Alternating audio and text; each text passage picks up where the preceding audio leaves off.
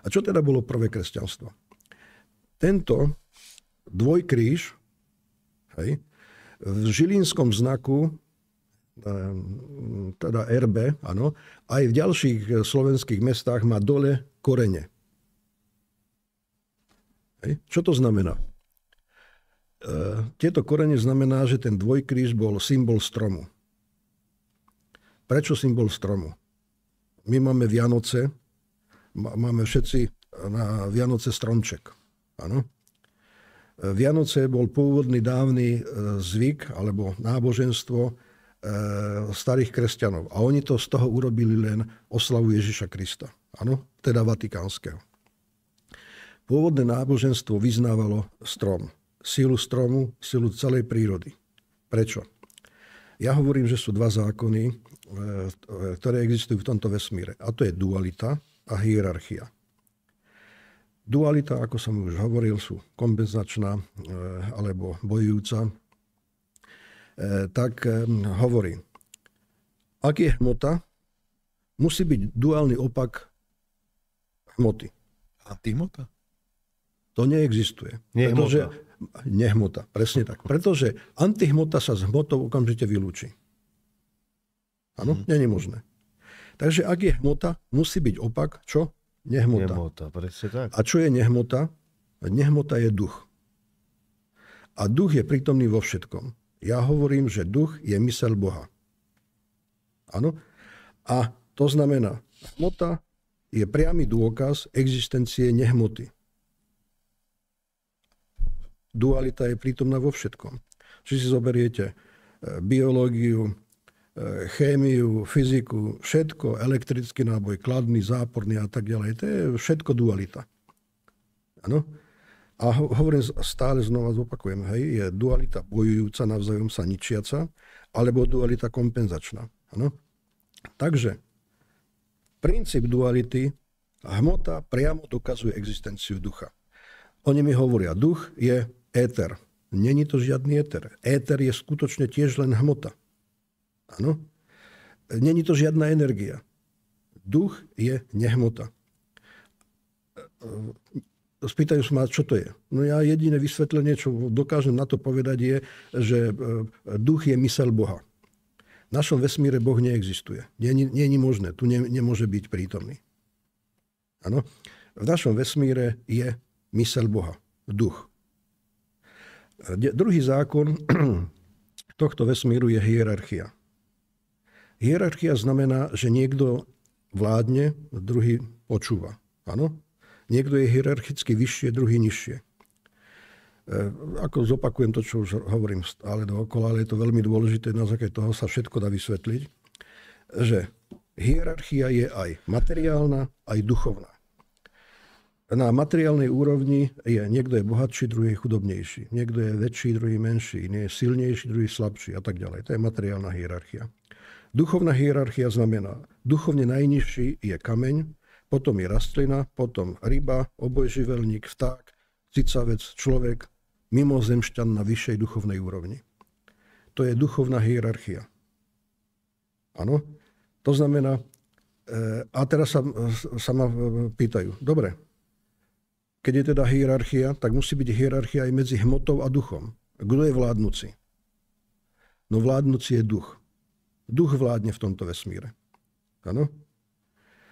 Zaujímavé je to, že tento vesmír, ja tomu hovorím, že to je 8. dimenzia. Rozprávajú, že dimenzií nekonečne veľa a tak ďalej. Ja tvrdím, že to není pravda. Je obmedzený počet dimenzií. Tvrdím, že je 9 dimenzií. My sme v 8. dimenzii. Pod nami je 9. dimenzia a to je peklo. Odtiaľ sa už nikto nedostane. Len za určitých podmienok môže sa dostať. Áno? Ale to je uzatvorené a všetkých 8 dimenzií vyšších, tam je možný postup. Prechod z jednej dimenzie do vyššej. Najvyššia dimenzia je prvá. Áno? Ale ani v prvej dimenzii Boh nie je. Vo všetkých dimenziách, podľa mňa, tých 8 je duch. A až dimenzia 0, 0. dimenzia je Boh. Prečo? Pretože Boh je tak nekonečne obrovská silná energia, že on nemôže byť prítomný v jeho stvorení. Áno? A v jeho stvorení len je jeho mysel. Jeho duch. A duch je nadradený nad hmotou. Poviem príklad, prečo je nadradený nad hmotou.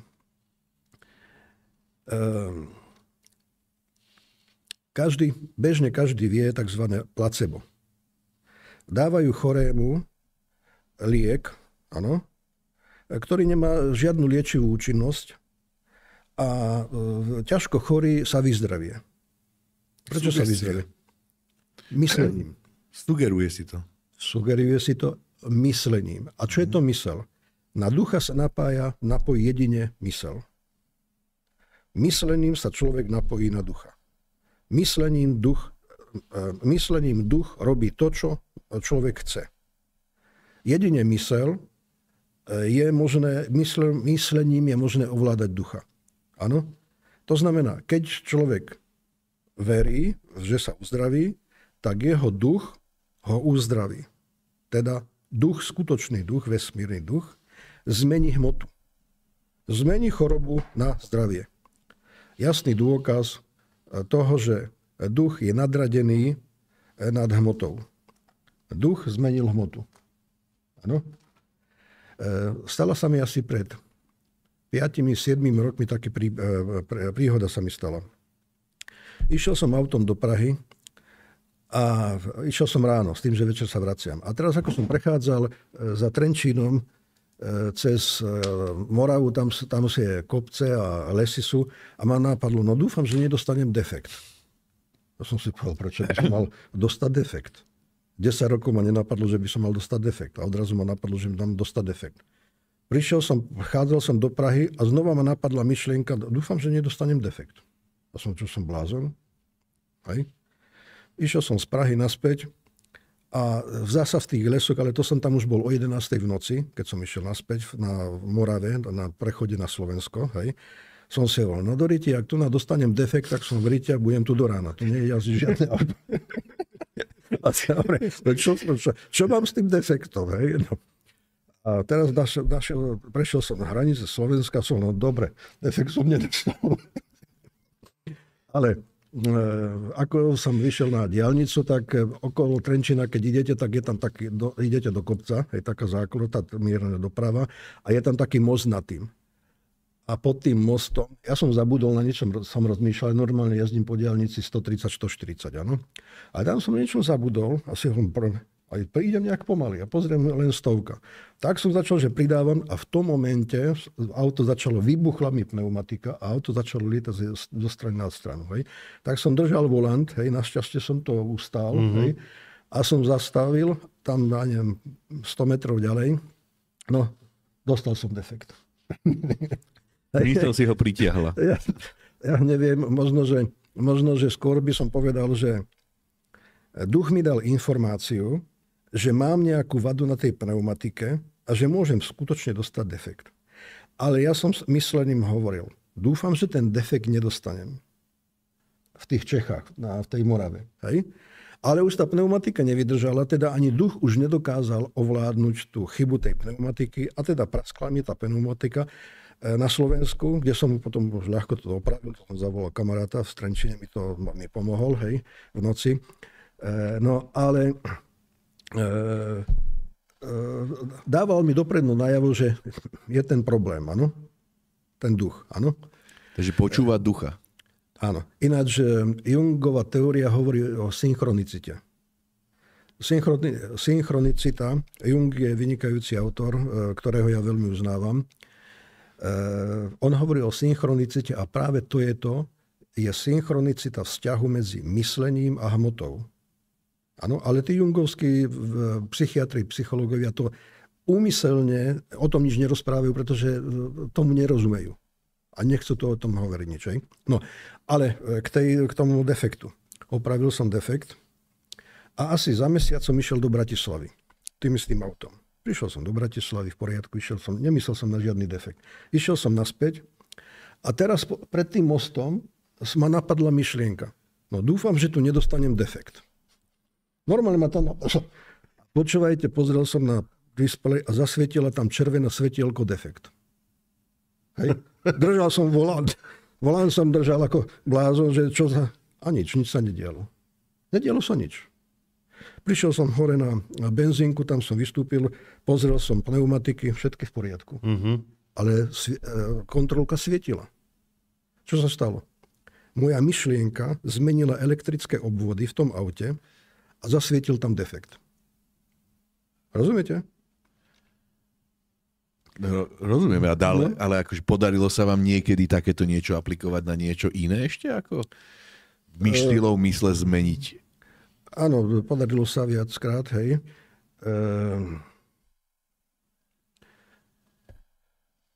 Neviem, či to mám rozoberať, hej. Vy robíte aj meditácie?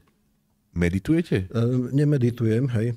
Takto vidíte, vy ste ma teraz naviedol na tú myšlienku pána Lauberta, hej, čo robí meditácie. Áno. Hej. Robia tie seminári. On, ako to rozpráva pani Nadežda, to skutočne tak funguje. Áno. Ale teraz odbočím úplne od Ježiša Krista, ale nevadí. Totiž vesmír je tak zložitý, že keď si niekto myslí, že tomu rozumie, tak ako by som povedal, je naivný. Áno. Oni majú teóriu, ktorá skutočne funguje a výsledok ich teórií je rovnaký ako mojej teórie. Výsledok je ten istý. Že myslením vy ovplyvňujete a meníte hmotu.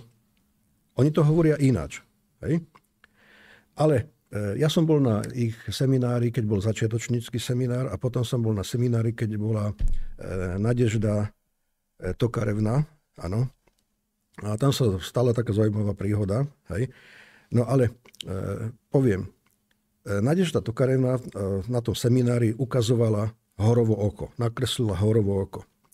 Hovorila, že mala sen, že letela nejakým priestorom a tak ďalej a odrazu sa postavila pred horovo oko a to horovo oko na ňu pozeralo a hodnotilo ju. A ona odtiaľ od toho horového oka letela naspäť s pocitom, že horovo oko jej schválilo to, čo ona robí. Ano? No a čo je toto horovo oko? Horovo oko to je boh egyptský. Áno. On vie o všetkom. Horovo oko je duch. Všade je oko zobrazené vo všetkých symbolikách. Horovo oko je duch. Ten všetko vidí. Duch o všetkom vie. Vy ho nemôžete nejakým spôsobom oklamať. Vy ho môžete ovládať. A to ovládanie je práve to, že ako myslíte, to dostanete. Myslíte pozitívne, dostanete pozitívne. Myslíte, že sa vyzdravíte, sa vyzdravíte. Myslíte negatívne, dostanete negatívne, budete chorí. Vrátim sa naspäť k Ježišovi Kristovi. To znamená, keď sa smejú, že Ježiš Kristus nemohol robiť zázraky, není to pravda. On mohol byť výnimočne talentovaný a skutočne dokázal meniť hmotu. Myslením, ako myslel, menil hmotu. Tak ako som ja zasvietil tú kontrolku v tom aute. Áno. Takže v podstate ako keby bol nadradený program, čo programuje ostatné veci okolo seba. Áno. To znamená, duch vládne.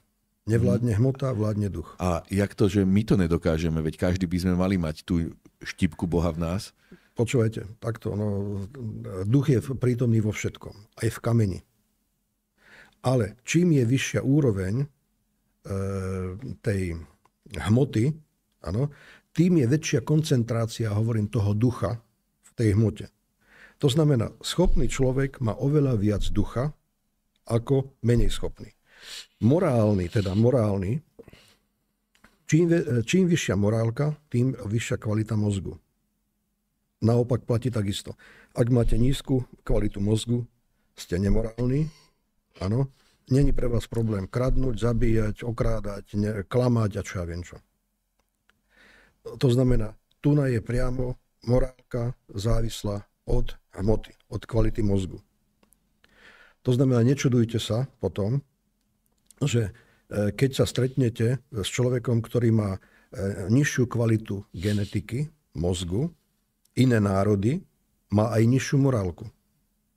Áno? Nečudujte sa, že cigáni majú morálku nízku.